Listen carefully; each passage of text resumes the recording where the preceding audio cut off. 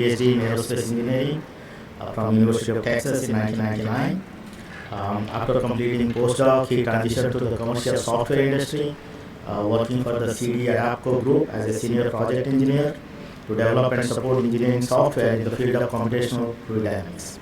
After several years in industry, he returned to the University of Texas again in 2003, joining the research staff at the Texas Advanced Computing Center, that's the TAC, a leading research center for advanced computational science, engineering, and technology. He stayed almost there for 10 years. During that time, Karl was actively engaged in HPC research, scientific curriculum developments and teaching, technology evaluation and integration, and strategic initiatives, serving on the center's leadership team as an associate director and leading TAC's HPC group and scientific application group. He was a co-principal investigator on multiple top 25 system deployments, serving as application scientist and principal architect for the cluster management software and HPC environment.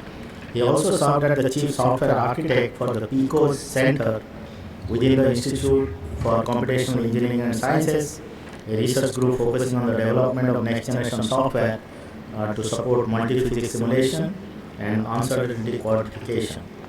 And recently, he joined the technical computing group at Intel from January 2014, and is presently a principal engineer engaged in the architecture, development, and validation of HPC system software. So today we'll be talking about enabling technology trends in high-performance computing. So let's welcome Karl. Thank you, DK. Can you all hear me? Okay. By the way, Adam, I've got a new thing. Now we know DK is going to read these whole things. We can introduce some new Easter eggs or Bibles. So I got to remember that next time. So thank you, DK. Nice introduction. Quick outline of the talk today.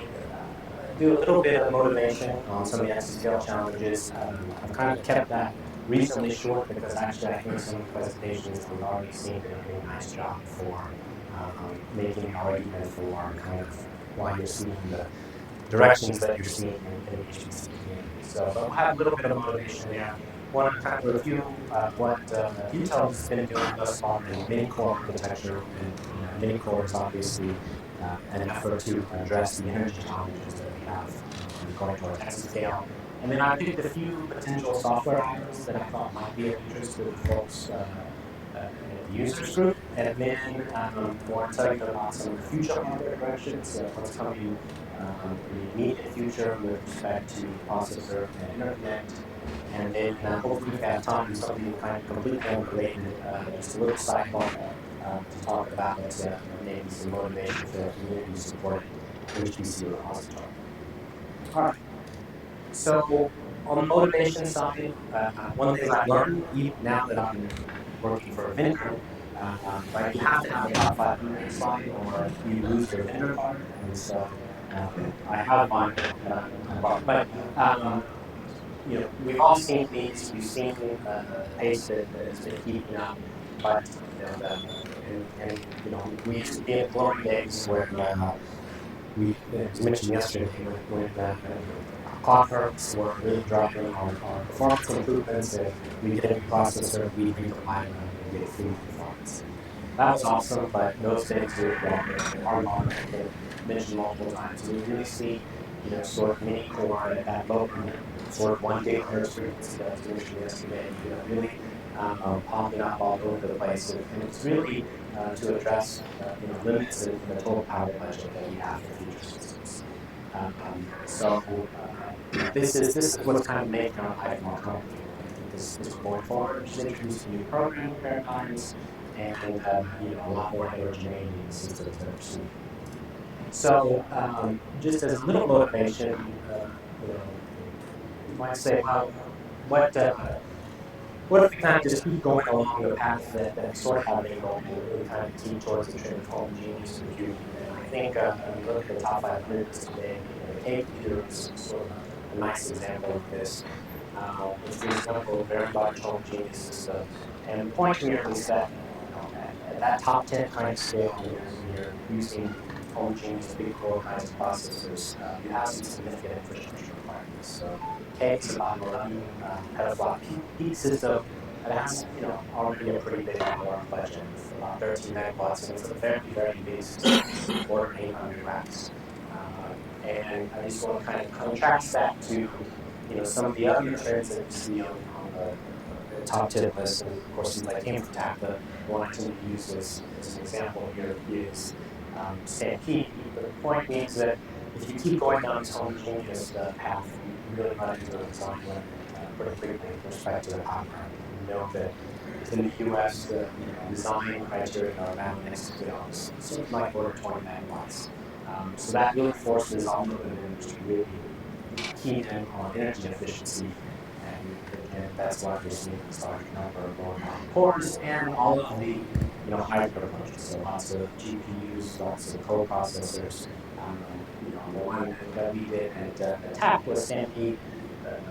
Mentioned a couple of times here during the users group, but it was first generation Xeon Phi. I'll talk a little bit about it. It's an example of one of these heterogeneous processors. So it has big cores with relatively small comparative peak performance, around 2 petaflops, and a lot of its peak DRAM kind of performance, floating point performance comes from co-processors, which in this case was Xeon Phi. And just to kind of contrast that with Teddy, it's not the same peak, but you can say order magnitude is about 10 petaflops. Footprint Stampede is only about 8,000 square feet, and it's about half the power, and obviously much smaller in terms of physical size, about 180 racks. And to be honest, Stampede is not what you would call a very dense kind of what the blades that it uses are actually designed for more co-processors that aren't used in all the nodes. So it actually could be much more dense. But it's kind of an example, and when you carry this and look at the top 500 list, and you just see this growth. And this is a bit of an eye chart that I'm borrowing, but it kind of shows this growth in heterogeneous compute. So you think back, sort of around 2010 or something, you look at, when GPUs are starting to hit the scene here, that's what is the green. And you see it's growing every year, and then we see Xeon Phi, another type of accelerator slash co-processor coming on in 2012. And the point being that this is just growing and growing. It's really to deal with energy efficiency. If you look at the top 10 today, 4 out of the top 10 systems either had GPUs or co-processors. So we need to live with this. So you might as well accept it, think about what are some of the other implications associated with this. All right, so let me spend a little tiny bit of time talking about the current generation Xeon Phi, and we'll talk about the next generation Xeon. So this is affectionately known as 9-core, and it's what is in Stampede. And the thing about this, so this is Intel's first foray into a mini-core type of architecture, and the approach that they took is a little bit different, but as you might guess, it's leveraging existing x86 architecture. It's essentially a previous generation multiprocessor that has been modified to sort of be more pointed towards HPC.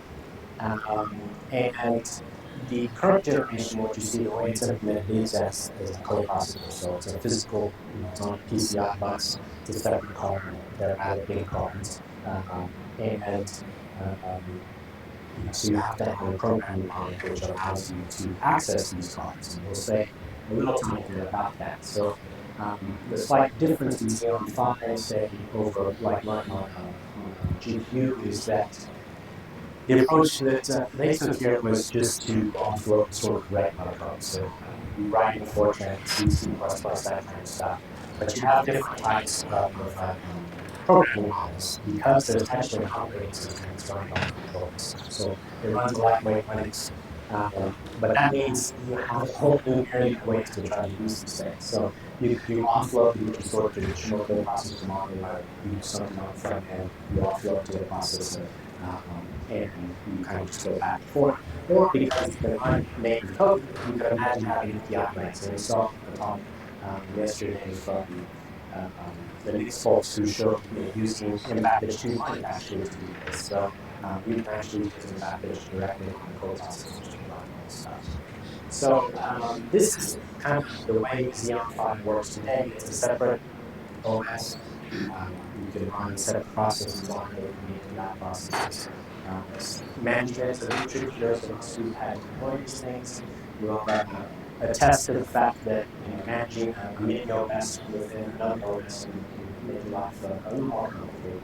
But that's the state of Xeon Phi today. And just a quick reminder, because we're going to kind of contrast this to future days. So just I mentioned there's some mechanism involved. There's also offload. In the way Xeon Phi works today with offload, one of the things you can do is, unfortunately, have to use some offload targets. Right? This is just saying I'm going to offload loop, saying something about what the input vectors and what the output vectors. But there is code modification here to actually leverage the code process. All right. So these have been out for a couple of years. Which is Stampede went in production back in 2013. So just a kind of quick high-level summary of some of the things that we've learned. Maybe one of the things that wasn't immediately obvious, but when you go to a mini core processor and you start doing performance optimization, obviously vectorization is hugely important. You have to have code which is running in parallel, or the whole thing is sort of useless, right? If you're running serial code on these things. And just to kind of hammer that point home, if you have an unvectorized loop on sort of sample bridge type Xeon processor, you probably leave 4x on the table. But that's magnified much more if you're on a mini core that's Xeon Phi. You need 8x stuff on the table. And so, interestingly, a lot of folks started doing performance optimization for Xeon Phi, and what they were finding is that that was naturally leading to improvements on host Xeon as well, which I think people didn't realize maybe how much they had been leaving because it wasn't as backup ability as it might be on something like Xeon Phi. And so, just one of the things I like to recommend to folks, maybe if they're going to be running on Xeon Phi, is a quick sanity check is to compile your code with or without vectorization. If you don't see a performance difference, then you have some work ahead of you if you want to leverage something like Xeon Phi. Obviously, with all these cores, thread affinity becomes massively important. And what we've seen, certainly with experience on Stampede, is that that really is sort of a beautiful, unique little flower. There's no one sort of affinitization type of strategy that you can recommend to an application programmer to say, this is likely to be your best bet. It really is, and it has such a big impact. It can be 2x, 3x, 4x kind of difference in performance. And I wish we could tell people, hey, here's the thing to use, but I kind of feel by the experience that we've seen this far, you really, for an application programmer, you need to try different optimization options. It has such a huge impact. Some other things we learned early on is, you have a 64 processor on Xeon Phi, but it's hyper-threaded, so you see 240 plus threads. And so other things we ran into were sort of scaling limits with respect to the kernel, even just booting the kernel when Xeon Phi first came out. The way Linux booted these kernels initially, there was actually a serial start, which didn't look too bad when you only had 8 or 12 or 16 kinds of cores, but on Xeon Phi, that serial start took a long time. So also OS generally, this kind of pushing the boundaries of what an XMP kernel looks like, and so we made optimizations that are now something which is good because that's going to affect general Linux processors going forward. But that's kind of we've done a lot of effort on boot time improvement and jitter improvement. So now I'd like to kind of transition a little bit to the software side and talk about a couple of different things. One is some new things that are available on OpenMP. I just wanted to point out, in case you aren't familiar with OpenMP, if you're a scientific programmer, you're probably used to it. It's been around forever. We've been talking about hybrid API programming forever. Now we don't say that; we say API plus X. But that X could be OpenMP, so it's still, still in the vernacular. And we're very used to the notion of doing thread bound parallelism on a big type of core with OpenMP, but OpenMP wasn't originally. It didn't have any notion of like offload. It didn't know about GPUs, didn't know about data processors, stuff like that. And it also really had no notion of SIMD. And I think because of that, we started to see these other types of programming efforts put up because OpenMP really didn't address that. But in the recent standards, there have been some significant efforts to address some of these issues, and I just wanted to call out some of these. OpenMP has support for accelerating these things. It knows about heterogeneous devices. It has support for thread affinity. It has support for STIND intrinsics, so you can add STIND parameters to get information in the compiler. It has some Fortran support. The MVAPICH didn't quite exist. Fortran, but believe it or not, Fortran in the active header is still the most prevalent program. And so I just wanted to highlight a couple of examples from this. So this is an example using OpenMP to do offload. Right? The nice thing about, I think, going this route is that it's standard. You can use it on different kinds of architectures. Whereas if you're using parameters that are specific to one architecture, you're going to have to change them in moving around. So this is just an example of essentially doing the same kind of offload that I showed in Fortran, but using OpenMP semantics to do that. Very straightforward. This is OpenMP is obviously supported in the Inte compiler, but this is a standard. So GCC these days supports this as well, which is very nice. So that was an example of offload. Here's an example of doing STIND vectorization. And so you can see here, you have your standard for loop, and you might previously put in some kind of parameter that was named to the compiler that you were using. Now you can replace that with an OpenMP variant. And essentially that one line tells the compiler all kinds of stuff. Right? It says that this is normally a disaster for a compiler analysis, right? The pointer.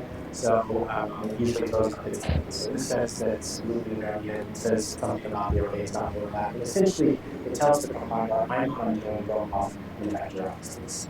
And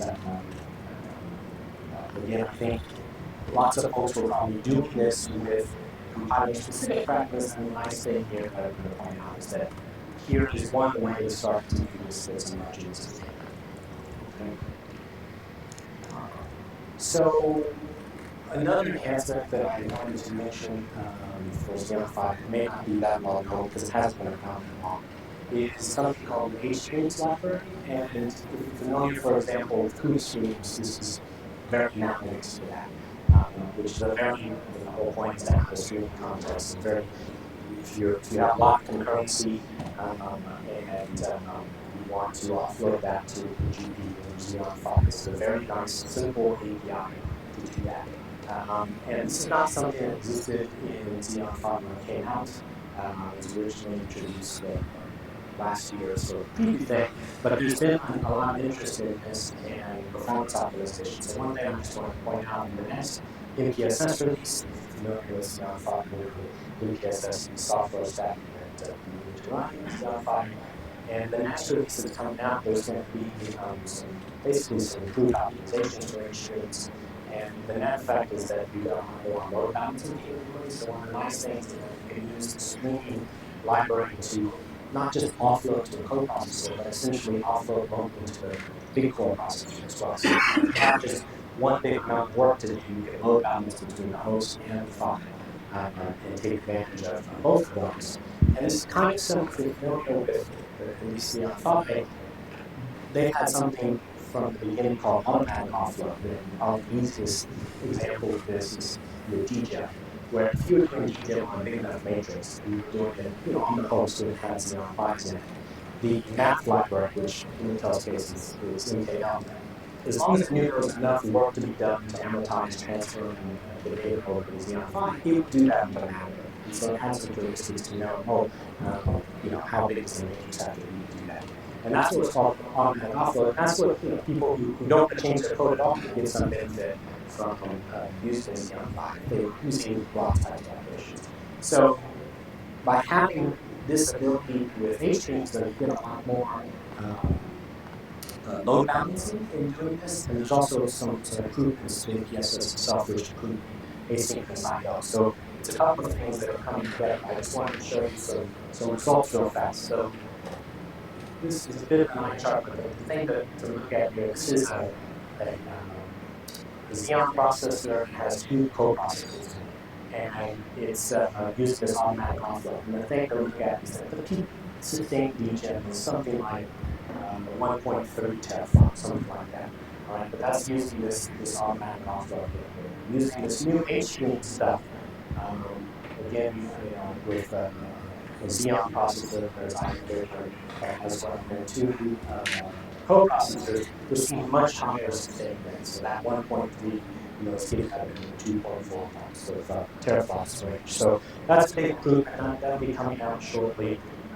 H-streams is going to be something that you're going to see continue in the Xeon Phi line for a while. In fact, there's going to be some additional capabilities associated with the newer generation hardware. So I just wanted to mention that in case you haven't seen anything about it. All right. Now I'd like to switch and talk about some coming hardware. And the first thing to talk about is the seventh generation of Xeon Phi, which is called Nice Landing. And then also say just a few little words about the next generation fabric, which is called OmniPad. Scientech is going to talk to you, is going to give you more information on that. So you post that to him. But here's the quick, crazy overview of Nice Landing. This is not package accurate, sort of highlighting the different things that are available. So a couple of things to note here. From a core perspective, it's pretty similar to the current generation. This is over 60 cores. What was announced at ISC last month is that there'll be about 72 cores. So the one we have on Stanford is 62 cores. So roughly the same kind of core count. But there's a couple of things that are uniquely different. So one is up here it says that it's binary compatible. And I didn't point it out in the first generation, but it wasn't binary compatible. So Nice Core is non-binary compatible with big core Xeon. So if you find yourself in an environment where you're doing lots of cross combinations with Nice Landing, that's going to go away because it's going to be binary compatible. Obviously, some improved performance with respect to the floating point. The architecture of the chip is changing with respect to the memory architecture. So in this case, it's got a 2D mesh. Nice corner has a ring. Another big thing here, I didn't hammer this point home, but Nice corner, one of the things that is done to sort of save power is throwing off the slide order stuff, right? But there's just, you've certainly seen so many code paths that really benefit from having order instructions that is returning in Nice Landing. The other thing I think, and it's been a long time on this, that is really interesting is this introduction of package memory. So this is memory sitting on the die, different than DDR.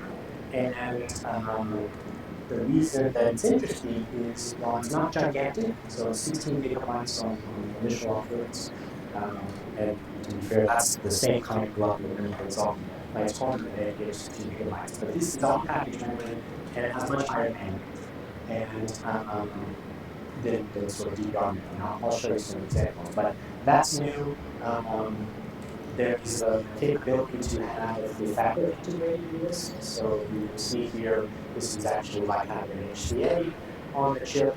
And the other thing, it's not pointed out here, but it's going to become obvious, is that this becomes a self-loop package. So it's very, in that case, it's different than the PCI card that we have today, Nice Landing on the total OS. This is essentially your node that runs everything. All right, so a little more with respect to the architecture itself. So this is based on the 14 nanometer. It's really much closer, in fact, to the mobile processor, so the range that we had. So it's based on the silicon, has some HPC enhancements, but it's trying to add some of the things to increase the performance, and that's something we definitely saw in Nice Corner. Well, if you had good parallelism, you could get good performance, but if you had any hint of serial code pattern, you really took the performance penalty. So that's why you're seeing advanced branch prediction, gap scattering hardware. All of this is really designed to improve performance across the board, but certainly scale performance. I mentioned that's a group processor. There will be a co-processor available. I think most of the systems I'm going to tell you about in a second, they're all leveraging this group processor. So that means MVAPICH is still absolutely in play here, but it's just the regular package. It doesn't have, we don't need proxy. that kind of stuff. So I mentioned the NCD RAM. We'll talk about that a little bit more in a second. As I said, there's 72 cores, over 3 teraflops of precision performance. All right, and just one slight caveat of there is binary compatibility, but if you really hold me to it, there are a couple of transactions, these TSS, the intrinsics are transactions, that are supported on Haswell going forward that aren't supported on that side. But from an HPC perspective, you mostly completely binary compatible. Okay, so since the NCD RAM stuff is pretty cool, let me say something about it. So I said it's high bandwidth memory. We're talking about 400 to 500 gigabytes per second, up to 16 gigabytes on average to start. And it has dual support. So actually, from the Linux operating system perspective, the Win 16 is another GNU node. In fact, it's configured such that, strangely enough, it looks like a GNU node that is the farthest away from the processor, even though that's not the case, right? It's actually closer than the DDR. But this is done on purpose so that when, say, you boot Linux, for example, you're not stealing from the NC RAM if you don't want to. Right? You sort of opt in for using the high bandwidth memory. And there's a couple of different ways. So one, again, you're going to be able to control this in boot time, but and I'll show you, you're going to be able to sort of allocate directly in and out of this NCD RAM memory. Or you can configure it to be a cache. And you can think of this essentially as taking some of that memory and configuring it to be an L3 cache, which happens to be much faster than your regular DDR RAM. And while I think this is really interesting, but I think also we should be fair from thinking about this from an HPC perspective, this is one more number to think about too, right? But I actually think, certainly from an application side, this is important, but I think even from the API side, think about where you're allocating certain buffers. But higher bandwidth is good, but I should also say it's higher latency than DDR a little bit, right? So like 5x improvement in bandwidth, but there is a slight degradation in latency. So obviously you care about it for large data structures. So how could you access this if you want to allocate to it directly? Well, there is a new memory library that's available. It's called Memcom, and this is actually on GitHub. And so you see a lot of stuff I'm talking about is already out, sort of in advance and already available. But this is a library which is sitting on top of JP now. It's providing a heap manager, and on top of that library, probably the thing you really care about from a programming point of view is something called HDW mount, high bandwidth mount. It's using Memcom, but this, if you're an application programmer or middleware programmer and you want to access the in-package memory directly, this is how you would do it. It also gives you the ability to allocate 2 and 1 gigabyte pages, so large pages here. And the way it's configured, as you might suspect, is it obviously tries to allocate, but if you don't have high bandwidth memory, it's going to revert back to just using regular memory. So that's in mode where you access it directly. The other mode where you can use this is that you just configure the NCD RAM to be a cache. And this would be a boot time option. So for like system administrator folks who are thinking that if you're going to be deploying one of these, that starts to get you thinking about the fact that you might want to be rebooting these during user jobs and be switching those modes. Because if you have someone who wants to allocate that memory directly, you probably want to make all 16 gigabytes available to that, right? But if you have someone who doesn't want to change their code at all, and that's kind of one of the upsides of using this in the cache, then you might say, well, let's put that towards an L3 cache. So it essentially bake more hits into that higher bandwidth memory. So again, point out there's different numbers here, different ways to use this that you have to think about. But if you do want to be making this available, in a production setting to the user, this is a boot time option. So you do have to think about how you're going to manage that. Real quick on managing the memory yourself, this, as you might suspect, just falls out in semantics. So these are quick examples of using the HDW malloc. This library is available. Now, that's very clear in C and C++, but obviously you have to have support for Fortran as well. And that's done through attributes. So this example is showing you how to Fortran and essentially just saying, oh, when you allocate that, I want that to go faster. Okay, so this NCD RAM you download today, And if you happen to have the Intel compiler available, these intrinsics are available. So let me see, there's one other thing I wanted to mention. Yeah, sorry, I forgot to say. But if you download this thing, kind of, if you want to play with the notion of having fast versus slow memory, one of the things that's also available in MIPCOM is you can simulate the notion of having high bandwidth memory. And you might say, how can I make it go faster? Well, obviously you can. So the way it simulates is it makes some go slow, right? Leveraging QPI to slow down certain things. But if you want to get a jump on trying to figure out what data structure in your code makes sense to be put in high bandwidth memory, you can actually do simulations with MIPCOM today. All right. Now, that was next generation Xeon Phi. Say a little bit about the next generation interconnect. As you know, Intel acquired QLogic a while ago, and that's sort of the QPR stuff QLogic had is called TrueScale now. But this is really the next generation of interconnect, and it really is fresh design, building upon all of what happened in the past with the QLogic folks. But it's called OmniPath. If you're using code names for Intel, you may have heard this called Stormlink, but the product name is OmniPath. And share a couple of crazy code names because of your Intel use. So the interface itself, is going to be a couple of different options here. So one I just mentioned, which is the fact that you will see this available on package with next generation Xeon Phi. But you're also going to see this kind of ACI partner, those products there. The ASIC is called Wolf River. The switch ASIC is called Prairie River. And probably, you may think that interesting, you can see the speeds here.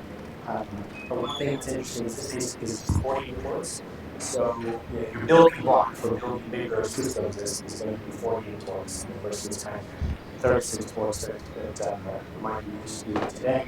So you're going to see leaf switches that are, you'll see half those sizes for small systems. So you see a 24 port, 48 port, and then you'll see the director class switches, which to start off with are going to be 760 ports. And of course, there's cables and all that kind of stuff. And we'll expect to see from OEM more customized offerings that are targeted for different form factors and best products. Right, so that's and like I said, sometime we'll talk more about this. Just a couple of things about the future. So this is kind of where we're sitting today. This is about this will be coming out shortly with nice name. It'll be both a PCI card and integrated on package, and then you can't see too much about future stuff. The point is that there's next generation of this as well, and that's sort of on package and PCI card version carried forward. PSM still plays a big role here, and sometime we'll talk about that. How does all this play within MVAPICH? Well, the good news is that on OmniPath, MVAPICH should just work right out of the box with PSM, since it has PSM support, and I can say I have personally done it. So I have run in MVAPICH between 2K pounds and between K pound as well over on MVAPICH, and as we expected, it does just work. Kind of not talking about MVAPICH, but we talked about PSM and the notion of having compatible builds. And we've already talked about this, you guys on. So, but just adding fuel to the fire to remind everybody, if you happen to have today, sort of true scale type stuff, you really should be running with PSM as a drastic impact on bandwidth. So I ran an example with that picture of PSM table versus just standalone fabrics. And obviously, we like the green curve. That's one. So that's why, for those of us who run on different kinds of memory, that's why we're interested in having that distinct build to move on. So, some information on systems that are using some of this technology. So, announcements that are out there. There's Nurse is going to be deploying a big ice landing system. It's called Corey. Trinity is also going to be deploying at NSA. And an ice landing system, that's actually a mix of processors, so it's an ice landing and as well. These are crate-based systems to crate connect. The other big one was announced more recently. You saw the other related announcements yesterday around Karl with IBM. The third one that is announced with respect to Karl is at Barbara National Labs. And obviously these are way out in the future. We can't say too much. But this is, you go to the public page, it gives you a feel for the kind of size here. A large number of nodes, greater than 50,000. This is kind of actually targeting that same kind of power that we were talking about with the current K computer. It doesn't have on here. There is some comments on the peak performance, which is something like 150 or 170 petaflops, something like that. But so you see, this actually is talking about the third generation Xeon Phi. So that's what's going to be in this system, and it's also the next generation of Omni. And so I alluded to both of them. There was 12 generations, and in fact, you see it already showing up in the design of the system. Okay. How far? We've got 40 minutes. I'd like to change it ever so slightly and talk about something that's kind of near and dear to my heart. I thought might be of interest to folks who are here, which is I had a bump at ISC this year, and one of the things that I'm doing along with some others with Intel and the community is trying to drum up interest for creating an HPC-centric repository. But being very repository oriented like we think of doing. So just to cut to the chase, like what you think of Apple today, if you're a Red Hat trying to use the repository, that kind of thing. Something that can be more nimble than all the different distros that can get things like MVAPICH, newer releases much faster. Because I think the distro folks have a different timeline and they have a different community they're trying to support. And the HPC community, I think, moves at a much faster pace. The other thing is, from my point of view, being at the center for a long time and having been involved in architecting lots of systems, I kind of feel like a lot of the centers are replicating efforts with respect to aggregating huge amounts of open source software, packaging it in a way that they like to package it, distributing across their systems and managing that. And what I'm sort of wondering is if there's enough common ground across a number of the big sites and the people who are contributing software, which, for example, MVAPICH is a great example of that. That maybe we could get a community effort started to help do some of that. And so I've already moved that. Is there enough use? And the way I kind of feel about it is, we haven't really seen anything take off like this. And part of the reason I think is it's a big challenge because you can't get too prescriptive with sites to tell them what to do. You can't say, oh, if you're a public shop, go to Smith. You're using whoever you're going to use, so you should be prescriptive with respect to config management and those kinds of things, the provisioning system that you use. But I personally feel that just the packages themselves, like if you could just access a repository where you pull down 50 to 60% of the packages that you deploy in your system, that you would be saving a reasonable amount of time. And let's say you were a public shop or a CFE shop, you can share your configurations with the rest of the community such that they develop. And I know, being at an academic center for a long time, this is certainly a request that we have. People from other sites would come, maybe newer, smaller sites, maybe they want to spin up some centers. Hey, we really like your environment, can you just give it to us, show us how to do that, right? And it turns out that was always actually kind of difficult because you had to really train them up in so much in the way that you did things and train on your config management system and all that kind of stuff. And then if there was a public repository, maybe this would be a way to actually share a lot of what the big sites in the lab still and in academia and sort of get more of that common knowledge spread around the community. So I'm hoping that I'm pushing for this. I'm hoping that it would be sort of an end-to-end kind of thing, that we really could like provision and install and manage a system with it. Obviously, we have a big friend in MVAPICH in here, and this might be an avenue, for example, where you can already get MVAPICH from the distros, but it's like a couple of versions on that, right? And maybe it doesn't have the advanced kind of configurations that you might want to recommend. This could be an avenue where another avenue to distribute software. So I'm pushing for this. I'm going to put forth some vision. Long story short is I submitted a bot for Steam as well. if this kind of stuff is interesting at all to you, good or bad, if they just do it for trying, that's good to know too. But let me know, and obviously we don't know if the offer is accepted, but keep an eye out for it, and if it's something you care about, then we'll see you there. And as we wrap up, summary here, we reviewed some of the trends and directions that Intel is taking, trying to give you a little bit of information on the next generation of products with respect to Xeon Phi and Fabric. I made a shameless plea for some interest in the community project here. And of course, speaking of community, I'd be remiss if I didn't take the opportunity while wrapping up and thank DK and his team. I think most of us would agree they always go above and beyond the role of academic software providers, and I think we wish some of the people we pay for software would do as good as you guys do. It really is production, and you saw great examples of real science being done. It's happening all over the world.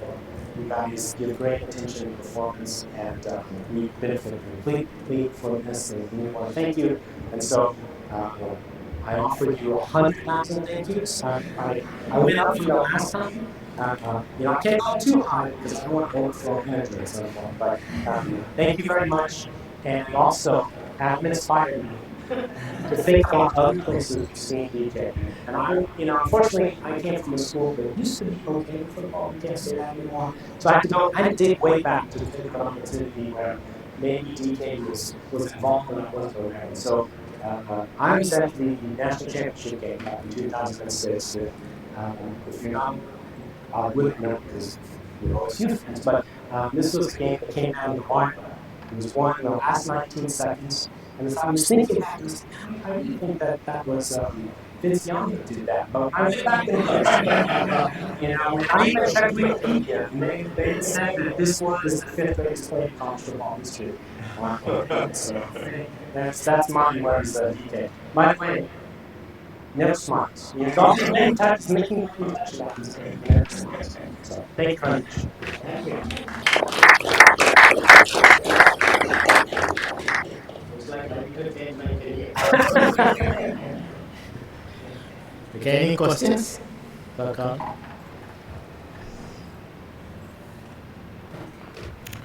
So quick, this mankind library, I mean, are there any limitation or if we want to start emulating things, is there any complexity or can we take it like now with MVAPICH and play around? Yeah.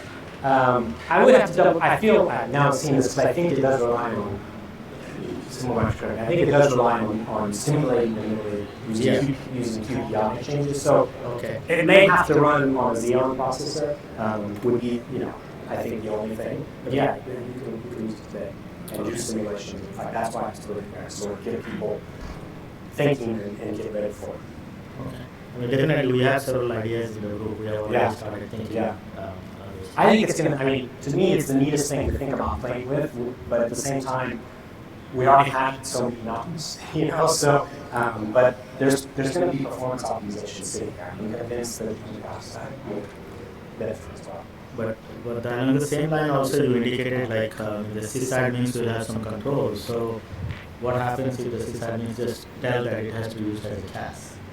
Yeah, so then, that's right. You wouldn't be able to do anything, and so you would rely on the fact that you're opting in to essentially you're asking for high bandwidth memory, but you can't guarantee it. It's sort of the way the architecture is set because you don't want to kill the job. You want to make the job first.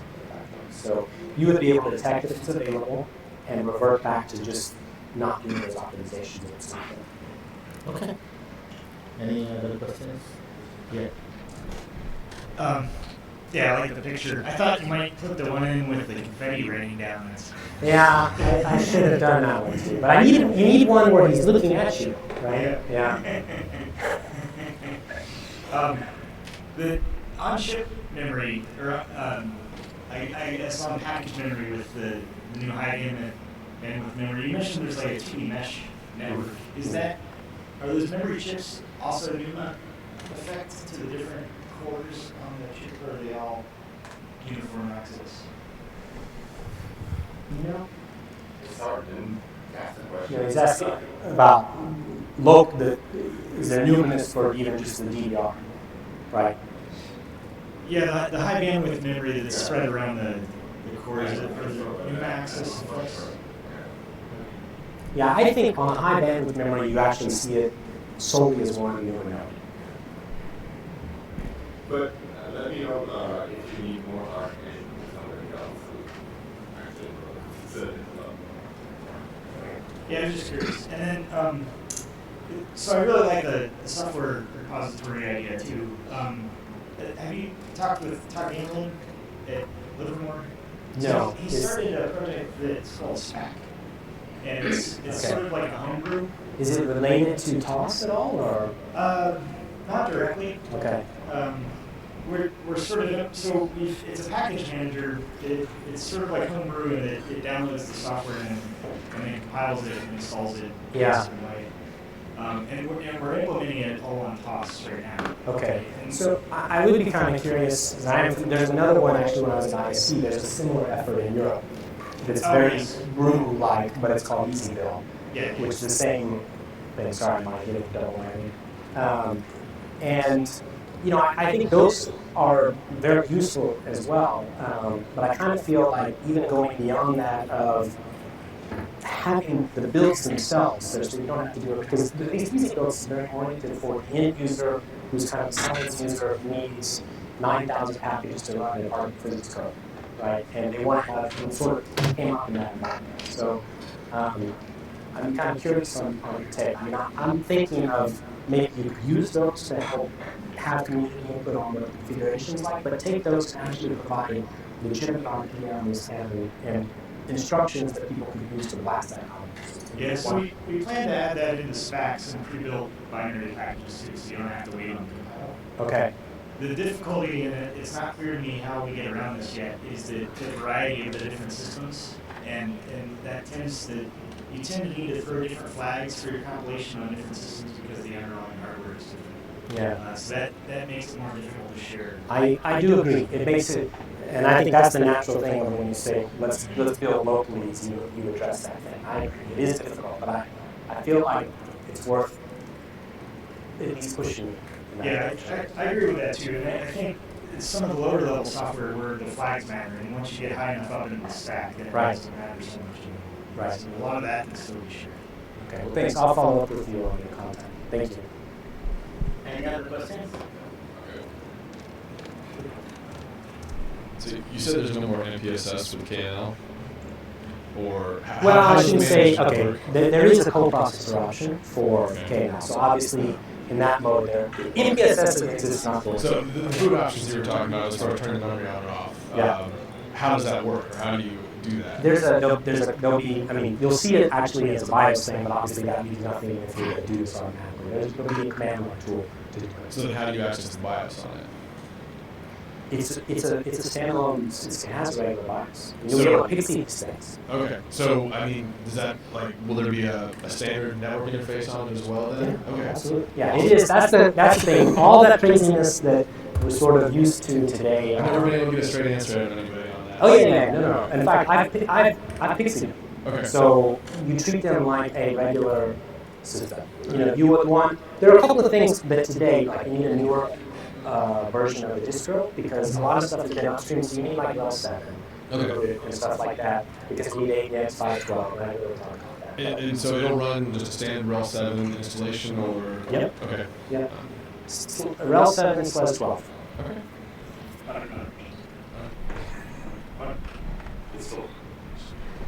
So can you say anything about the 3DX point memory and its role in the HPC or no? I don't think so. No, sorry. Okay. Think more on camera. Just a general question. So Knight's Landing is already kind of out. I know I heard TAC might be getting. I'm just wondering where, if we, get access or try to use. I guess we'll have to go through some centers who are getting early product probably, right? Yeah, I mean, I advertised well, I don't know if TAC what probably there, to be honest with you. So, but the public things that I did show, like the sort of probably the first big earliest drop is at NERSC. At NERSC. Yeah, And that's happening what, early next year? Or Yeah, starting this year. is that okay. Any other questions? Okay, so we're going to thank